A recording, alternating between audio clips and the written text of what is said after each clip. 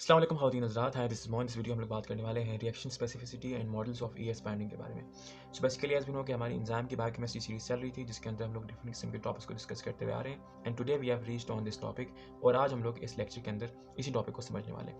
So if you are following this series, तो पिछली video में हम लोगों ने बात की थी सम एंजाइमेटिक रिएक्शंस के बारे में और हम लोगों ने खास तौर पर बात की थी कि जो आपके पास एंजाइम्स का कैटलाइटिक व्यू है कि मतलब उसकी जितनी भी कैटलिसिस होती है वो किस तरह से होती है। खास तौर पे हम लोगों ने रिएक्शंस रेट और रिएक्शन एक्विलिब्रियम को समझा था। फिर हम लोगों ने ये समझा था कि जब एंजाइम कोई भी कैटलिसिस परफॉर्म करता है तो उसके पीछे की बैक साइंस क्या है, मतलब एक्चुअली वो कैटलिसिस कहाँ से होती है, जहाँ पर हम लोगों ने बाइंडिंग एनर्जी का कॉन्सेप्ट हम लोगों ने समझा था। किसका? बाइंडिंग एनर्जी जिसको भी हम लोग हल्का सा इस वीडियो में डिस्कस करेंगे, लेकिन उस वीडियो में हम लोगों ने उसको कम्प्लीटली स्टडी किया है जिसको आप लोग डेल जी बी के नाम से जानते हैं। तो अब आइए अब इस लेक्चर को स्टार्ट करते हैं जिसमें हम लोगों ने रिएक्शंस की स्पेसिफिसिटी। एक बात याद रखनी है कि we are talking about enzymatic reactions, right? Enzymatic reactions के enzymatic reaction as we know कि हर एंजाइम अपने सबस्ट्रेट के लिए स्पेसिफिक होता है, मतलब कि एक खास एंजाइम एक खास सबस्ट्रेट के साथ अटैच होता है, एक खास सबस्ट्रेट एक खास एंजाइम के साथ अटैच होता है। उसकी बिहाइंड की साइंस देखते हैं। उसके बाद हम लोग ये देखेंगे कि हमारे पास एंजाइम और सबस्ट्रेट की बाइंडिंग के जो आपके पास मॉडल्स हैं, ठीक है, वो हमारे पास कौन से हैं और हम लोग उसको भी डिटेल में डिस्कस करेंगे। तो आइए इस लेक्चर को स्टार्ट करते हैं। Okay, so if I talk about reaction specificity, तो उससे पहले हमको एक चीज़ समझनी पड़ेगी कि what we need to occur for an enzymatic reaction, मतलब कि एंजाइमेटिक रिएक्शन क्या चाहते हैं कि क्या हो, मतलब कि फॉर एग्जाम्पल सपोज कीजिए एज वी नो ना कि हमारे पास एक एंजाइम होता है, ठीक है, और हमारे पास एक सबस्ट्रेट होता है। Initially they form what exactly, they form ES complex in a reversible way, और फिर ये जो ईएस कॉम्प्लेक्स है ये रिवर्सिबल वे में एंजाइम और प्रोडक्ट में टूटता है इन सिंपल वे। आप इसको मतलब कि इस जो आपके पास रिएक्शन है इसको आप लोग इलोंगेट भी कर सकते हैं, मतलब कि आप इसको 3-4 स्टेप में भी लिख सकते हैं, but simply you can write this is a chemical reaction which involve enzyme as a catalysis. So इस किस्म के रिएक्शन को होने के लिए basically we need some things to happen, जिसकी वजह से जो आपका एंजाइम है वो अपना रोल परफॉर्म करता है। मतलब कि there are certain factors that need to occur for an enzymatic reaction या for any kind of reaction. और वो 4 फैक्टर कौन से हैं? Factors occurs in a reaction। खास तौर पे मैं ये एंजाइमेटिक रिएक्शन की बात कर रहा हूँ। एंजाइमेटिक रिएक्शन, अच्छा, so there are 4 of them. First of all is the decrease in the entropy, और you can say reduction in entropy.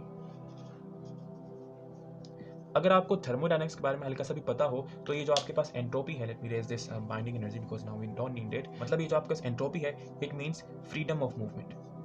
Freedom of movement मतलब कि अगर कोई चीज़ फ्रीली मूव कर सकती है तो हम लोग उसको ये कहेंगे कि उसकी एंट्रोपी ज़्यादा है। लेकिन एज सुन एज उसकी जो मूवमेंट है उसमें आपको रिस्ट्रिक्शन, उसमें किसी किस्म की रिटार्डेशन आपको फील होती है, तो यू से दैट कि उसकी एंट्रोपी में कमी आई है। Then the second thing that need to be occur for an reaction is the formation of solvation shell, मतलब कि जो सेकंड फैक्टर है it is the formation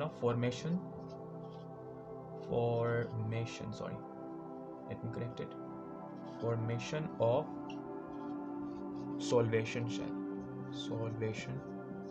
shell around biomolecules, because as we know that we are talking about enzymatic reactions and enzymatic reactions involves exactly biomolecule, for example protein, for example carbohydrate, for example lipids, for example nucleic acid. तो what do you mean by solvation shell? For example suppose कीजिए कि यहाँ पर हम लोग एक fatty acid को draw करते हैं। as you know कि फैटी एसिड का स्ट्रक्चर कुछ इस तरह से होता है, मतलब कि कार्बन चेन, ठीक है, और यहाँ पर इसके ऊपर मतलब एक कार्बोक्सिलिक एसिड होता है which is the actually it's hydrophilic portion. तो होता कुछ यूँ है कि फॉर एग्जांपल बहुत सारे वाटर के मॉलिक्यूल्स, ठीक है, इसके इर्द गिर्द इस तरह से अरेंज हो जाते हैं, लाइक दैट, इस तरह से, लाइक दैट। मैं यहाँ पर बहुत थोड़े से बना रहा हूँ। As you can see the structure, ये आपके पास प्रॉपर एक सॉल्वेशन शेल की पिक्चर है।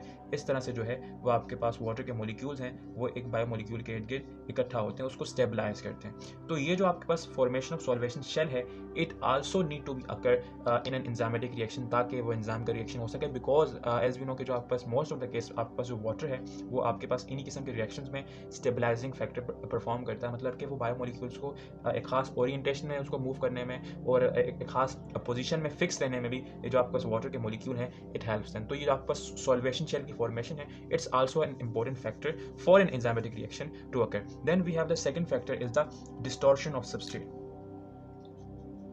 Distortion distortion of substrate. Distortion कहते हैं मतलब कि चेंज आना, change in composition, change in structure, change in everything. Because आप पता है कि अगर सबस्ट्रेट ने कन्वर्ट होना है प्रोडक्ट के अंदर, तो जाहिर सी बात है उसके अंदर किसी किस्म का चेंज तो आएगा, तभी तो जाके उस सबस्ट्रेट से आपके पास प्रोडक्ट बनेगा। So distortion of substrate is also an important factor for an enzymatic reaction to occur. Then at last we have what, we have actually proper orientation of substrate molecule. Proper orientation कहते हैं कि खास angle में, एक खास shape में, एक खास कन्फर्मेशन में अरेंज होना सबस्ट्रेट के मॉलिक्यूल। मतलब ओरिएंटेशन मतलब एक खास पोजीशन, एक खास एंगल, एक खास direction. Proper orientation of substrate molecule, substrate molecule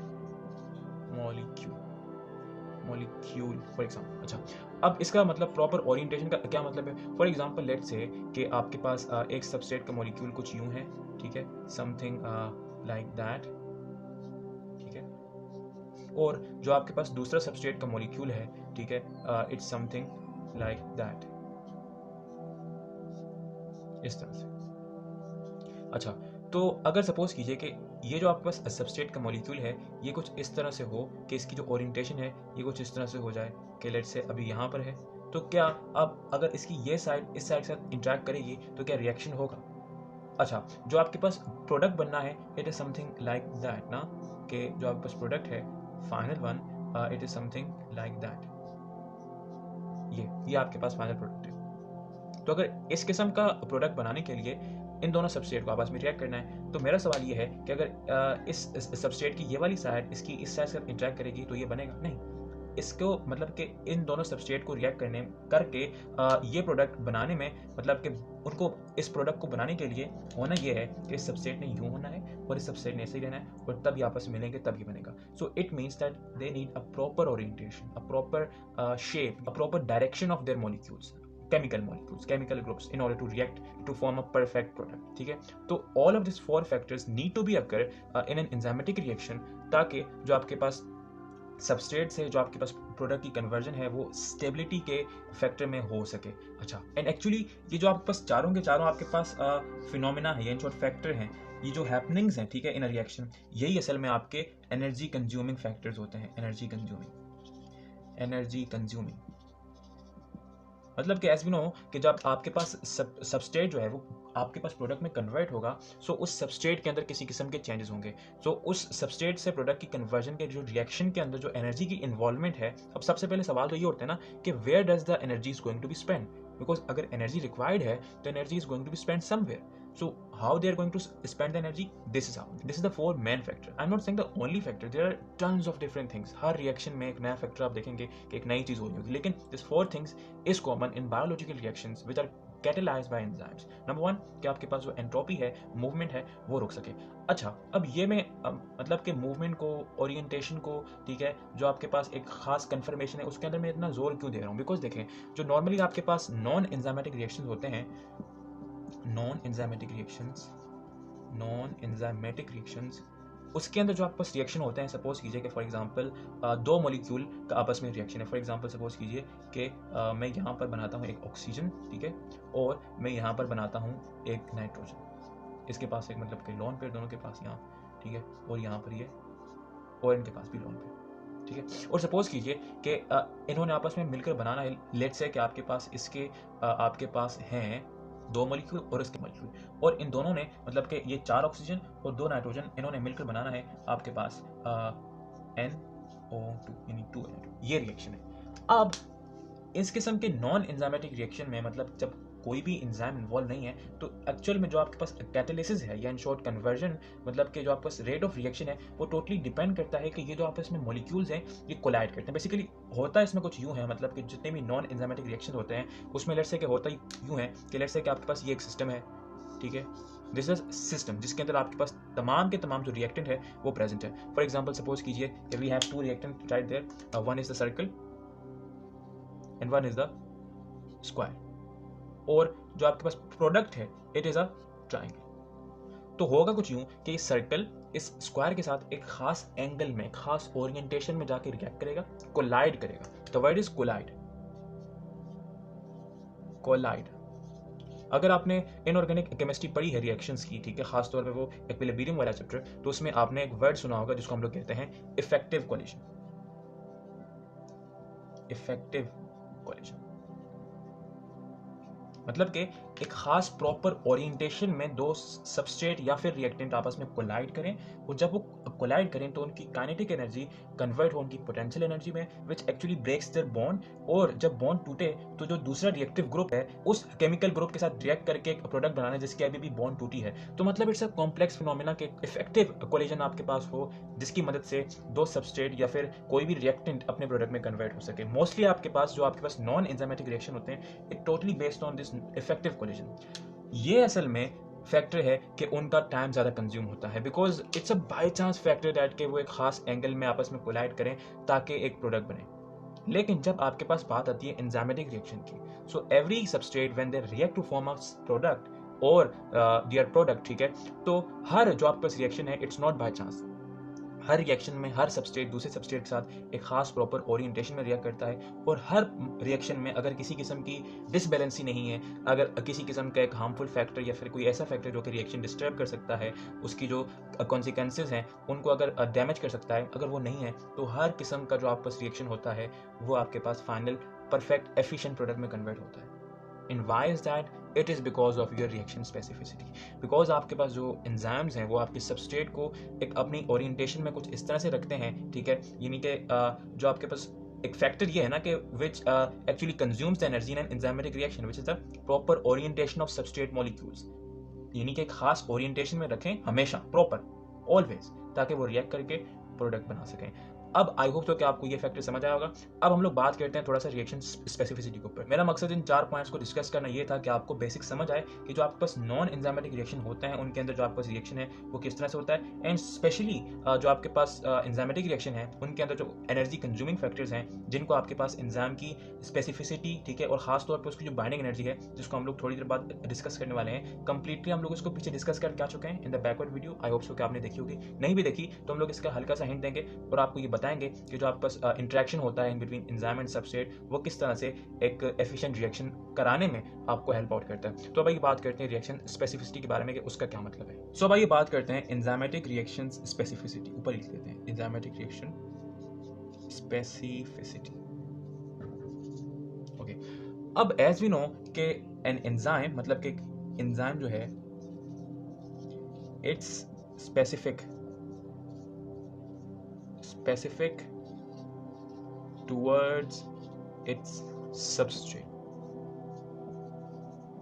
मतलब कि स्पेशल एंजाइम मतलब कि एक एंजाइम जो है, ठीक है, एक खास एंजाइम वो एक खास सबस्ट्रेट के साथ रिएक्ट करता है और दूसरे किसी के साथ भी नहीं करेगा। फॉर एग्जाम्पल लेट्स से कि आपके पास एक एंजाइम है which is for example pepsin. आपको पता है कि जो आपके पास पेप्सिन है it's a protease enzyme, right, और इसका फंक्शन ये है कि ये जो आपके पास पेप्टाइड बॉन्ड है, पेप्टाइड बॉन्ड उसकी ये क्लीवेज करता है, मतलब कि ये प्रोटीन्स को हाइड्रोलाइज करता है। यानी कि एज वी नो के proteins they are polymer of amino acid, ठीक है, उनके दरमियान की जो पेप्टाइड बॉन्ड होती है उसको ये क्लीव आउट करता है। अब ये पेप्सिन कभी जिंदगी में भी किसी कार्बोहाइड्रेट के ऊपर अटैक नहीं करेगा, for example glucose, never ever. ना ही ये कभी किसी फैटी एसिड के ऊपर अटैक करेगा, ना ही ये कभी किसी भी न्यूक्लिक एसिड के ऊपर अटैक करेगा।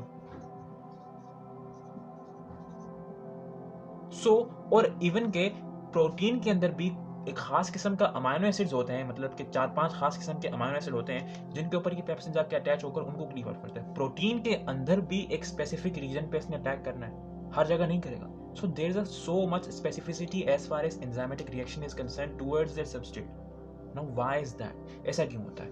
अब ये जो रिएक्शन स्पेसिफिसिटी है it is totally based on the chemical groups of amino acid on active site. As we know कि जो आपके पास एंजाइम होते हैं, एंजाइम उनका जो टोटल आपके पास रिएक्शन होता है it is totally based on their active site, मतलब कि वो रिएक्ट करते हैं, मतलब कि कैटेलाइज करते हैं किसी भी रिएक्शन को वाया देयर एक्टिव साइट, और उस एक्टिव साइट के साथ आके अटैच होता है आपका सबस्ट्रेट।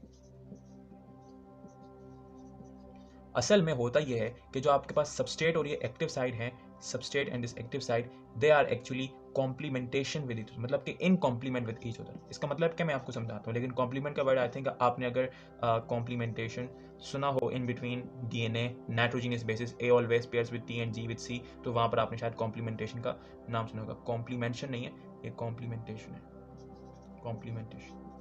अच्छा, अब इसका मतलब क्या है? लेट्स से कि हम लोग रैंडमली यहाँ पर एक अपना एंजाइम ड्रॉ करते हैं। लेट्स से कि हम लोग यहाँ पर एक एंजाइम ड्रॉ करते हैं, थोड़ा सा स्पेसिफिक, थोड़ा बड़ा करके, because now I want you to imagine that कि किस तरह से, मतलब कि what I am talking about the specificity right there, ठीक है। और इसका प्रोडक्ट एज यू नो कि हमारे पास है ये इसका प्रोडक्ट है। अच्छा, अब एज वी नो कि ये जो आपका एंजाइम है, लेट्स से कि हम लोग इस वक्त इसको प्रोटीन कंसिडर कर देते हैं, प्योरली प्रोटीन, यानी इट्स व्हाट, इट्स प्रोटीन, ठीक है। और लेट्स से कि यहाँ पर आपके पास ये भी एक प्रोटीन है, मतलब कि ये एक प्रोटीएज एंजाइम है जो इस प्रोटीन को क्लीव करेगा, प्रोटीन, ठीक है। अच्छा, तो आपको पता है कि ये जो आपका एंजाइम है, it is made up of protein, purely protein, तो इसकी एक्टिव साइट किससे बनी होगी? ऑफ कोर्स प्रोटीन से। और प्रोटीन क्या है? अमाइनो एसिड का मोनोमर। तो यानी कि इसकी जो एक्टिव साइट होगी, इसके ऊपर कोई खास किस्म के केमिकल ग्रुप्स होंगे। लेट्स से कि मैं यहाँ पर 4 ड्रॉ करने की कोशिश करता हूँ ताकि आपको एज्यूम हो सके। लेट्स से 3 ही करते हैं बिकॉज ये स्पेस कम है। I want you to assume as good as you can. Let's say कि यहाँ पर हमारे पास जो है वो एक ये लगा हुआ है, मतलब कि एक ही ग्रुप है, इसको मैं ड्रॉ करूंगा कि ये है क्या, ठीक है। एक आपके पास जो है वो ये है, ठीक है। और एक आपके पास जो है वो लेट्स से के ये। अच्छा, ये जो आपके पास स्क्वायर है, मतलब कि सॉरी दिस ट्रायंगल, ठीक है। लेट्स से कि ये आपके पास है एक कार्बोक्सिलिक ग्रुप, यानी कि नेगेटिव चार्ज, ठीक है। ऑन द अदर हैंड ये जो आपके पास ये W है या फिर M है, ठीक है, इट्स एन अमाइन, यानी पॉजिटिवली चार्ज। और ये जो आपके पास एक रॉड है, ठीक है, इट्स एन एरोमेटिक कंपाउंड, ये in short it's a non polar carbon chain. Anything, मतलब कि कोई for example isoleucine, for example you can consider it alanine, anything which is non polar, ठीक है। ये नॉन पोलर है, ये पॉजिटिवली चार्ज है और ये नेगेटिवली चार्ज है। उसी तरह से एज फार एज इसके ऊपर जो ग्रुप्स हैं वो इसके मतलब कि सबस्ट्रेट के ऊपर it is what, it's substrate ना। अगर ये एंजाइम है मींस इट इज एंजाइम,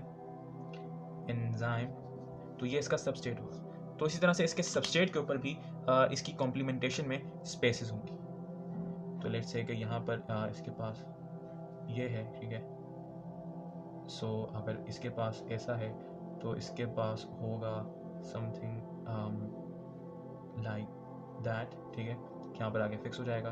और अगर यहाँ पर ऐसा है तो यहाँ पर ये ऐसा होगा। अच्छा, तो ये जो आपके पास इसके अंदर ये जो V है, ठीक है, दिस V, लेट्स से कि आपके पास ये एक पॉजिटिवली चार्ज है। यहाँ पर ये जो M है, मतलब कि ये तो फिल M है, ये जो एम्प्टी M है, इसके अंदर ये आपके पास नेगेटिवली चार्ज है। और ये भी आपके पास एक हाइड्रोकार्बन की चेन है विच एज वी नो कि it is non polar, it's what, non polar. So as we know कि जो आपके पास नेचर के अंदर negative charge is always attracted towards positive charge, positive is always attracted towards negative charge, non polar substance is always attracted towards non polar substance. तो ये आपके पास जो नेगेटिवली चार्ज है वो इसके पॉजिटिव चार्ज के ऊपर एक दूसरे के साथ इंटरेक्ट करेगा। इसका जो ये पॉजिटिव चार्ज है इसके नेगेटिव चार्ज के साथ, इसका जो ये नॉन पोलर आपके पास ग्रुप है वो इसके साथ क्या, हाइड्रोफोबिक इंटरेक्शन। मतलब कि दिस सबस्ट्रेट इज कॉम्प्लीमेंट्री, मतलब कि they are in affinity towards each other, it is enzyme and this substrate. Let's say कि अगर मैं यहाँ पर इस पॉजिटिव चार्ज को थोड़ा सा डिस्प्लेस कर देता हूँ कि let's say कि ये आपके पास जो है ये now it's a negative charge, now it's a positive charge. तो ये जो आपके पास ये नेगेटिव चार्ज है ये इस नेगेटिव चार्ज को रिपेल करेगा। ये जो आपके पास पॉजिटिव चार्ज है ये इस पॉजिटिव चार्ज को रिपेल करेगा। तो आपके पास ये जो सबस्ट्रेट है ये इस एंजाइम की कॉम्प्लीमेंटेशन में नहीं आएगा।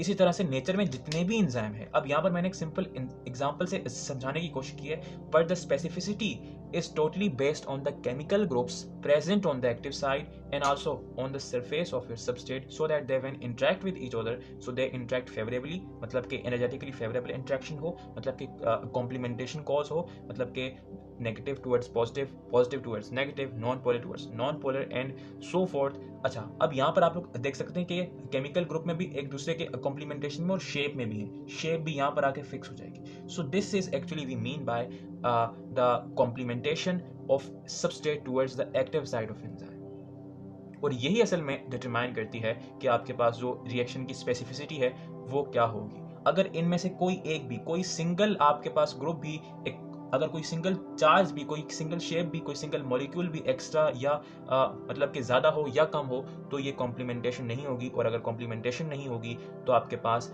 वो एंजाइमेटिक रिएक्शंस अच्छा नहीं होगा।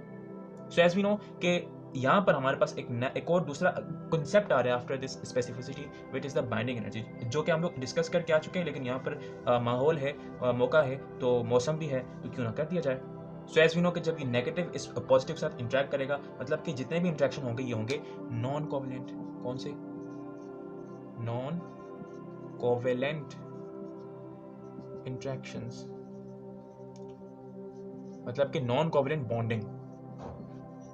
एंड एज वी नो कि जब भी बॉन्ड बनती है तो क्या रिलीज होती है? एनर्जी। हालांकि बहुत कम होती है नॉन कोवेलेंट के केस में, लेकिन लेट्स से कि ये होती है अराउंड 4 से लेकर 40 किलो जूल्स पर मोल। लेकिन इस किस्म की जो आपके पास नॉन कोवेलेंट इंटरेक्शन होती है, जब एक सबस्ट्रेट एक एंजाइम से इंटरेक्ट करता है, तो वो हंड्रेड्स के अंदर इंटरेक्शन हो रही होती है। सो लेट्स से कि 100 4 जा 400, 140 जा 4000, यानी कि 400 से लेकर 4000 kilo calories, sorry it's not kilo joules, it's kilo calories, because joule is a smaller unit and calories a larger unit. मतलब कि इतनी ज़्यादा एनर्जी जब आप एक सबस्ट्रेट को देंगे, तो जाहिर सी बात है जो पीछे हम लोगों ने डिस्कस किया था, क्या डिस्कस किया था, वो जो 4 फैक्टर्स थे which consumes energy in enzymatic reaction, वो आराम सुकून से वो जो रिएक्शन है, ठीक है, उसकी जो एनर्जी डिमांड है वो कम हो जाएगी, मतलब कि वो पूरी हो जाएगी, और वो जितने भी फैक्टर्स हैं वो सब आराम से हो पाएंगे। और जब वो फैक्टर्स हो पाएंगे along with any kind of extra pressure on that substrate, तो वो रिएक्शन आराम सुकून से with thermodynamical and also the favourable time limit also, वो रिएक्शन आराम सुकून से सबस्ट्रेट से प्रोडक्ट में कन्वर्ट हो जाएगा। तो ये जो एनर्जी है which is released via this non covalent interaction when this substrate chemical groups interact with the enzyme chemical groups present on the active side, इस एनर्जी को आप लोग नाम देते हैं, this is known as, my dear friends, your binding energy, del G. मतलब कि when binding occurs of enzymes towards its substrate, so at that point because of non-covalent interaction the energy which is going to release is your binding energy. अच्छा, mostly case में इस non-covalent के साथ कुछ covalent interactions भी आपके पास होते हैं, जो कि भी आपको कुछ ना कुछ बाइंडिंग एनर्जी प्रोवाइड करते हैं। बट वो जो आपको कोवेलेंट इंटरेक्शंस होते हैं वो 3 4 5 6 7 होते हैं, इससे ज़्यादा नहीं होते। लेकिन जो आपके पास नॉन कोवेलेंट इंटरेक्शंस होते हैं, they are in the number of hundreds, not hundreds you can consider, but a lot as far as covalent interaction is concern. So ये आपके पास बाइंडिंग एनर्जी थी। सो हमारी जो आपके पास बेसिक डिस्कशन थी वो थी आपके पास एंजाइमेटिक रिएक्शन स्पेसिफिसिटी के ऊपर। So there is example, the example of a conversion of glyceraldehyde phosphate with convert to dihydroxy acetone phosphate. ये असल में एक ट्रायोज शुगर है जिसके आपके पास कार्बन नंबर 3 के ऊपर जो है वो एक फॉस्फेट ग्रुप लगा हुआ है, ठीक है। अच्छा, जब इस एंजाइम मतलब कि इस रिएक्शन को which is catalysed by an enzyme which is known as triose phosphate isomerase, मतलब कि उस एंजाइम का नाम है। तो जब इस किस्म के एंजाइमेटिक रिएक्शन को अंडरस्टैंड किया गया तो उन्हें ये पता लगा कि इस एंजाइम के अंदर, मतलब कि इस एंजाइमेटिक रिएक्शन के अंदर जो 80% कैटालिसिस है, मतलब कि 80% decrement in the rate of reaction है, it is because of the interaction in between enzyme and this phosphate PO4, a negatively charged chemical group present on this third carbon of this glyceraldehyde phosphate. जब ये आपके पास phosphate उस enzyme के साथ, of course उस enzyme के एक positively charge group के साथ इंटरेक्ट करता होगा ताकि वो एक फेवरेबल इंटरेक्शन बन सके, तो ये जब इंटरेक्शन होता है तो it releases what, energy in the form of binding energy. और वो जो आपके पास बाइंडिंग एनर्जी सिर्फ इस सिंगल इंटरेक्शन से निकलती है, it is responsible for the 80% of the catalysis of this whole enzymatic reaction. मतलब कि 80% जो आपके पास रेट की कमी है, मतलब कि जो आपके पास एक्टिवेशन एनर्जी की आपके पास कमी है, it is because of this single interaction in between PO4 present on carbon number 3 of glyceraldehyde phosphate with another chemical group present on enzymatic active site. So we understand that कि ये जो आपके पास specificity है ना सिर्फ ये enzyme को एक खास substrate के साथ binding में help करती है, but it also cause a decrease in the activation energy. अच्छा, वो जो आपके पास del G थी ना, as you can see this picture.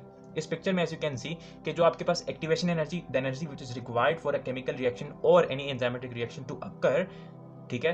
अब उस एनर्जी को देखें, जब एक नॉन एंजाइमेटिक रिएक्शन हो रहा होता है तो वो एनर्जी कितनी आई है, बट व्हेन आपके पास एंजाइमेटिक रिएक्शन होता है तो वो एनर्जी डिक्रीज कर जाती है, और वो जो आपके पास एंजाइमेटिक रिएक्शन की आपके पास activation energy it is too small, because देखें जो आपके पास एक्टिवेशन एनर्जी होती है इस ग्राफ के अंदर, ठीक है, it is totally based on the energy which is invested by the substrate, ताकि वो एक ट्रांजिशन स्टेट तक पहुंच सके। लेकिन जब एंजाइम आता है और वो इंटरेक्ट करता है तो वो अपनी देता है binding energy, as you can see, मतलब कि वो जो डिक्रीमेंट आया है it is because of the binding energy. So this is so much important, this binding energy is.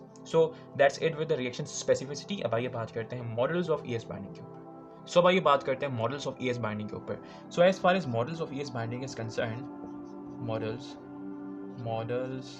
of enzyme substrate binding.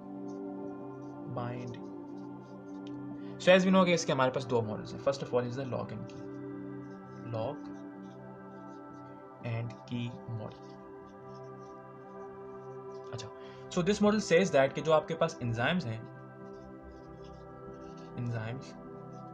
They are 100% complementary with their substrate।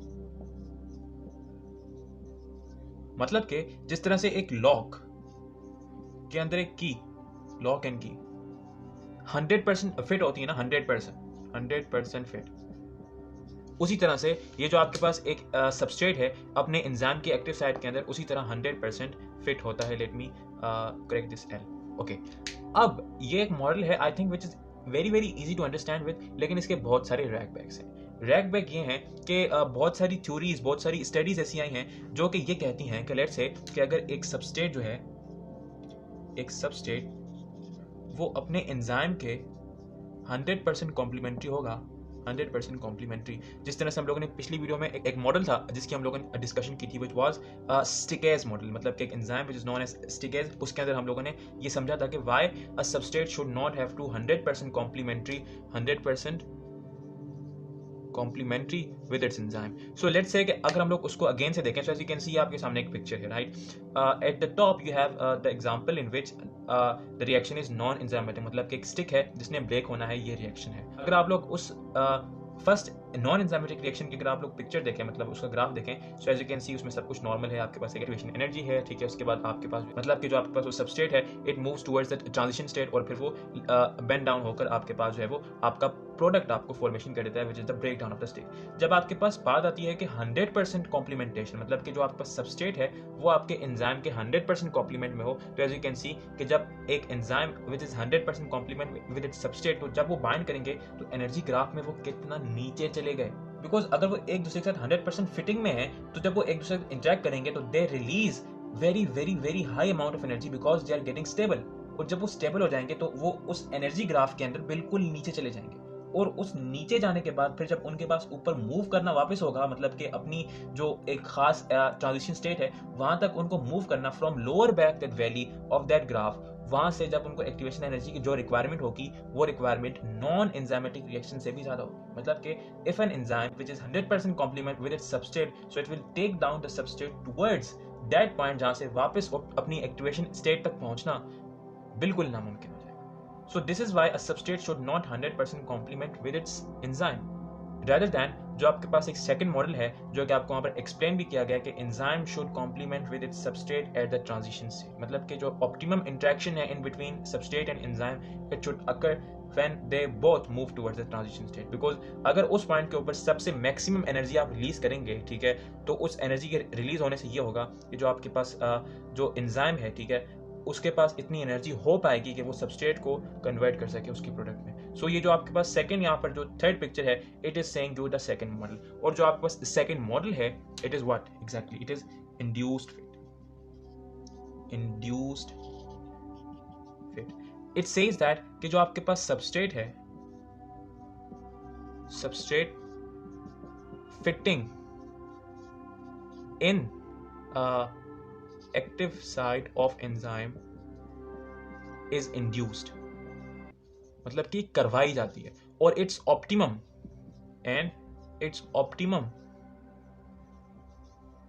Eight transition state. अच्छा, होता ही है कि जो आपके पास enzyme है, ठीक है, it interact with your substrate at first, just interaction, मतलब कि 3 4 5 6 8 7 जो आपके पास केमिकल ग्रुप्स हैं एजेस वाले, वो आपस में इंटरेक्ट करेंगे और वो एक दूसरे को आपस में खास ओरिएंटेशन में मूव करने, मतलब कि एक खास ओरिएंटेशन में फिक्स रहने में एक दूसरे को स्टेबलाइज करेंगे। फिर जब ये आपके पास एंजाइम सबस्ट्रेट कॉम्प्लेक्स बन जाएगा, उस पॉइंट के ऊपर उनका 100% इंटरेक्शन होगा, 100% इंटरेक्शन। सो ये जो आपका मॉडल है, it is this induced fit model. मैंने इनको मतलब कि इनके ऊपर ज़्यादा डिटेल में नहीं गया बिकॉज दे आर मतलब कि अपने अंदर ये एक अलग टॉपिक्स हैं, बट आई होप सो कि आपको ये दोनों लॉक एंड की मॉडल ये थोड़ा सा फेड है, लेकिन आई होप सो कि आपको नजर आ रहा होगा and this induced fit model आपको समझ आ गया। लेकिन basic understanding which is why lock and key model is fail and why induced fit model is successful is the because मतलब कि उसकी जो वजह है वो ये है कि जो आपके पास एनर्जी ग्राफ है उसके अंदर आपको एक खास मेंटेनेंस रखनी पड़ती है, ताकि जो आपको सबस्ट्रेट और एंजाइम की इंट्रैक्शन है वो ऑप्टिमम कहाँ पर हो, वो optimum eight the transition state हो, ताकि जो आपके पास स्टेबलाइजेशन है ऑफ एंजाइम सबस्ट्रेट कॉम्प्लेक्स होना, because enzyme substrate complex is the transition state, ठीक है। और जो आपको ट्रांजिशन स्टेट होती है वो इंटरमीडिएट नहीं होता, वो एक खास स्टेट, एक खास कन्फर्मेशन, एक खास ओरिएंटेशन, एक खास मॉलिक्यूलर मोमेंट, एक खास वक्त होता है जब जो आपके पास सबस्ट्रेट की जो ओरिएंटेशन है वो कुछ यूं होती है कि उसका मतलब कि उस ईएस कॉम्प्लेक्स का आदर वापस एंजाइम और सबस्ट्रेट में टूटना और एंजाइम और प्रोडक्ट में टूटना वो इक्वली प्रोबेबल होता है, मतलब कि जो आपका सबस्ट्रेट है वो ना सबस्ट्रेट होता है ना वो प्रोडक्ट होता है, वो उसके बीच में होता है। तो it is a transition state which is a higher energy state. It should not मतलब कि जो आपका ईएस कॉम्प्लेक्स है, ठीक है, it should not be that much stable कि वापस उससे जो ट्रांजिशन स्टेट तक का मूवमेंट है वो मुश्किल से नामुमकिन हो सके। So that is it with this video. I hope so कि आपको ये वीडियो समझ आई होगी। If you like this video so please do share this video with your friends and anyone जिसको भी इस वीडियो की जरूरत है। अपना बहुत सारा ख्याल रखें। Thank you so much for watching. Take care yourself. Good bye.